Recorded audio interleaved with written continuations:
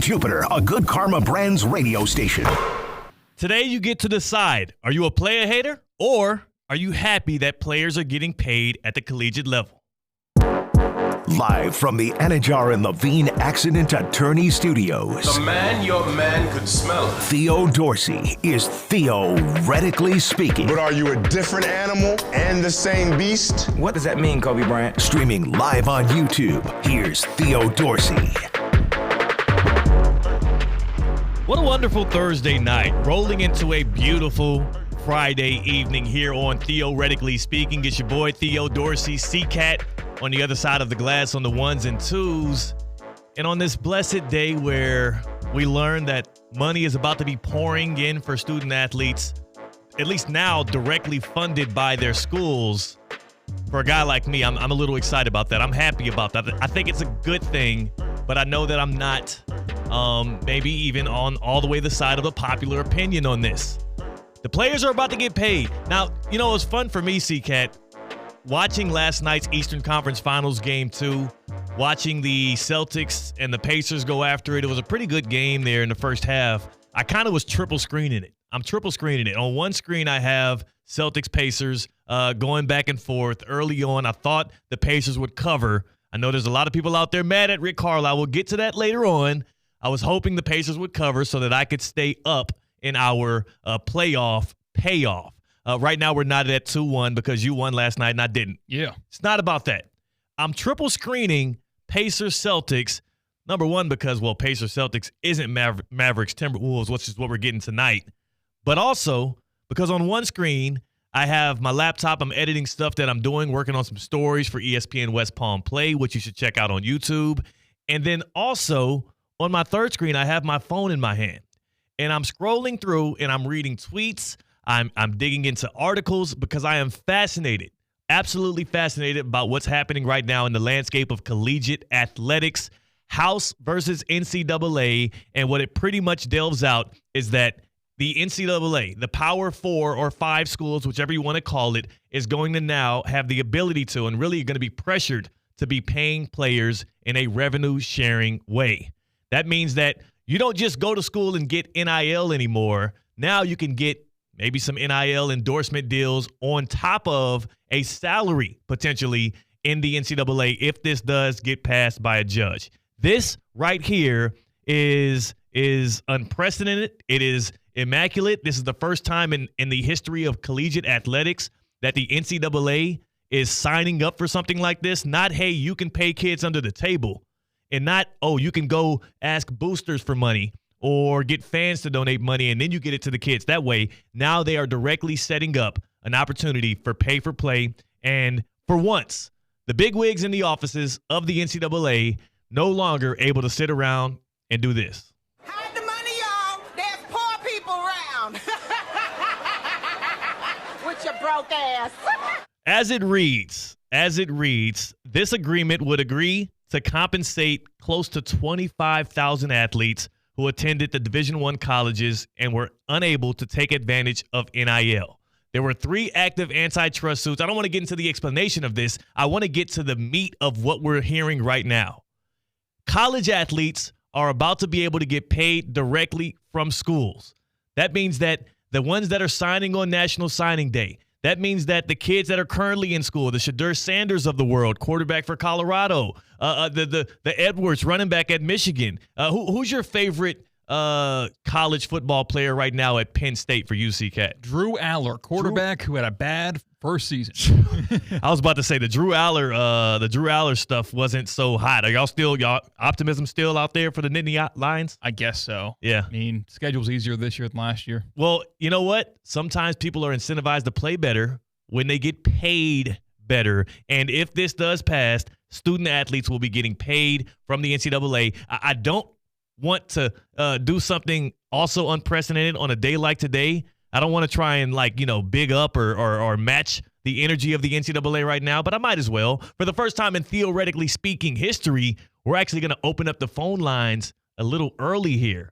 The Baptist Health Hotline, 888-760-3776, 888-760-3776. I know that colleges directly paying student athletes is controversial. I know it's opening up another can of worms because there are going to be unintended consequences whenever you make anything that is wide-scale changing like this. But I ask you the question, is colleges directly paying student athletes good for college football or college athletics as a whole? And for me personally, I have to say it feels amazing. I think that when you look at the landscape of college athletics right now and for how long they've been able to benefit off of not paying athletes directly, benefit off of cheaper or free labor at sometimes, now them having to figure out their budgets, having to actually factor players in, and potentially what we're hearing right now is a revenue sharing model that Power 5 conferences and the NCAA will have to get into. So for me, what I'm hearing with that is you can directly feel like if you're a student athlete competing and contending for wins. You remember when Johnny Manziel was on Shannon Sharp's couch for all the Uncle Shay Shay or Club Shay Shay room. He talked specifically about, I'm out here winning football games for the Aggies, something that they hadn't done before I stepped on that campus for a few years, and they didn't do for a few years after him. He was putting the Aggies on the map, was in the Heisman, obviously, Heisman finalist and a winner. Johnny Manziel was a guy who felt like my contribution to winning is not contributing to my paychecks, to my pockets, while everybody else is sitting up there and getting fat stacks off of them. I, for one, am totally glad that collegiate athletes are going to be able to get paid from the top dogs, from the ones that are making the money, that are striking these big media deals. I do understand the unintended consequences of it, and I do understand that this is going to further the gap between the Power 5 and the Group of 5. I do understand that this is going to maybe have some unintended consequences that hurt other sports, like the volleyballs and the lacrosses of the world at these major sporting collegiate universities. Like, that's going to happen. There are going to be some negatives to it. But another thing I understand is these dudes are making a lot of bread. And I know that resources are finite, and I know that in collegiate athletics at a certain point when you have 20 different staffers making this amount of salary to be able to take care of all of these different things, you have these beautiful facilities that they sprout up. I remember when Xavier Worthy, the first-round pick for the Kansas City Chiefs, went from the University of Texas's facilities to what they have over there at Arrowhead Stadium.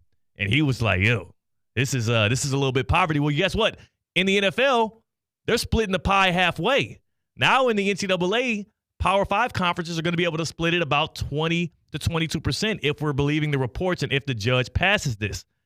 Things are about to heat up in a heavy way in collegiate athletics here. And for me, I'm all aboard for this. CCAT, again, we discussed, you're a Penn State fan. I'm a Miami Hurricanes fan. You're a guy, though, that's actually in one of the protected conferences. You're in the Big Ten.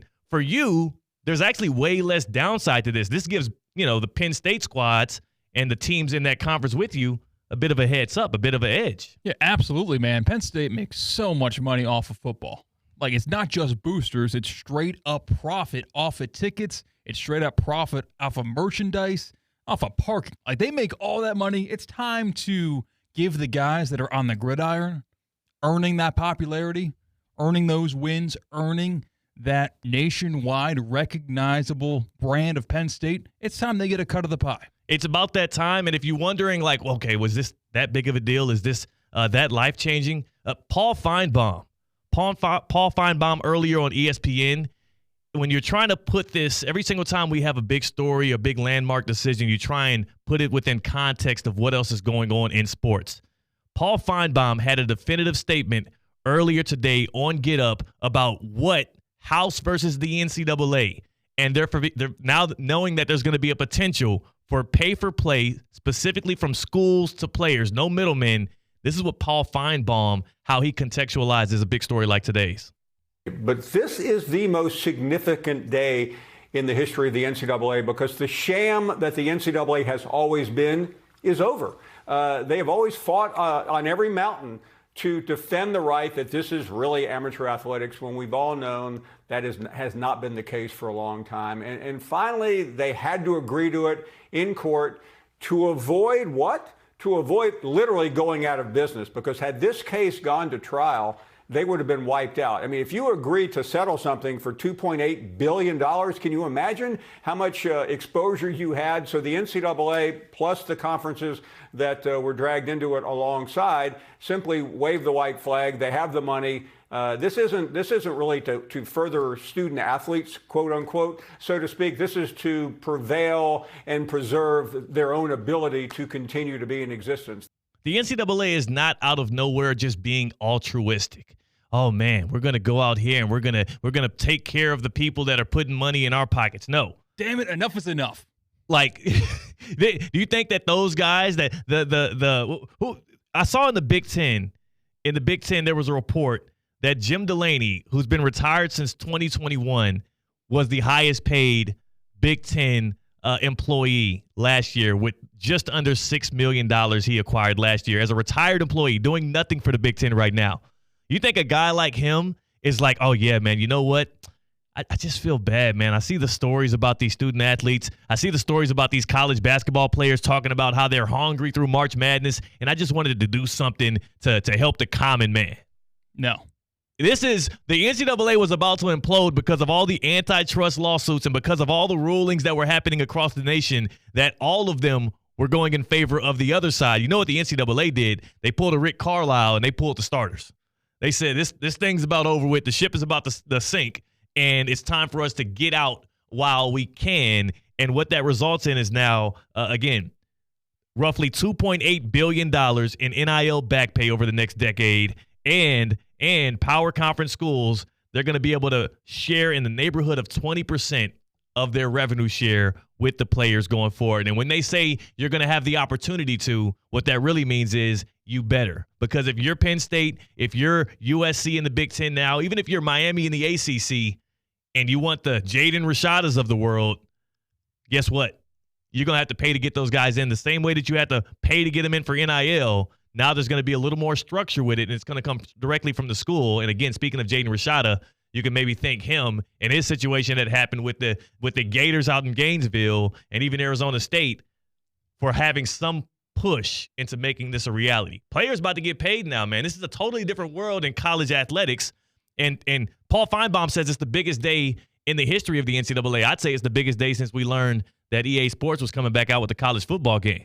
It's a massive day, dude. And I don't know where the haters, the people that can't stand the fact that we're getting further and further away, and I think this was the nail in the coffin of college sports being an amateur activity, right? Yeah. No longer. No, these guys are getting paid, and college athletes have been treated as if they were professionals by the fans, right? Yeah. Those DMs fill up when they drop a pass. Those DMs fill up when they miss a wide-open three. They were treated like they're getting paid before actually cashing checks from the university. Exactly. And also, you know what? All of that amateurism, protecting amateurism stuff, that was the most blatant piece of propaganda that for some reason college football fans specifically, but also other collegiate sports, the basketballs and the volleyballs and the softballs of the world, people glued to that so heavily as if that was the real reason why the higher ups, the people in control, didn't want to pay the athletes. We're protecting amateurism. Yeah, like welcome to the real world. The guys don't want to get paid. Yeah. And newsflash, college sports isn't about amateurism. It's about tradition, and none of that tradition is going to go away. Are they going to stop playing Enter Sandman at Virginia Tech?